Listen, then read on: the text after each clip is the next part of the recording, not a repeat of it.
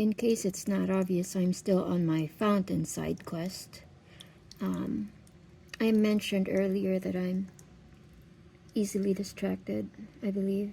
And I also mentioned that I might be neurodivergent. That's probably true. When I was a kid, the whole testing for ADHD and autism, that wasn't a thing. So maybe, just maybe, my parents were told that I daydream a lot. Maybe, just maybe, my parents were told I'm smart enough to get higher grades, but for some reason I'm just not there.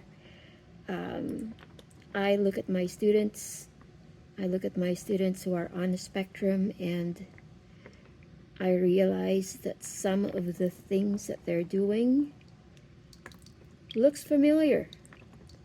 I could be on the spectrum. There's a pretty high chance, and I'm saying this because I have two first cousins who are on the spectrum, different ways, but both on the spectrum, and I do think that maybe I am too. I look at my students and I go, you're a difficult child.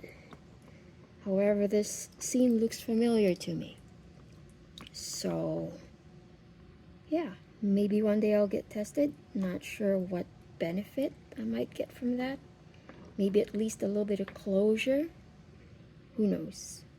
But I do think there's something going on there. Like I said, I'm still distracted. I'm not in my classroom to make a fountain on my table. I'm here to organize my things so that I am better prepared when the school year starts. I don't have to, but I'm doing this for my own peace of mind. And, that might be another indicator there. Most teachers take their time off, or they teach in the summer. I've definitely done teaching in the summer. I can't really say that I've ever taken time off in the summer. Maybe part of me is afraid that if I step out of the routine, that it would be really hard to get right back in. I think that's where I am. So, yeah, I need my routines. I see myself reflected in my students' behaviors sometimes. We'll find out, I hope, sooner than later.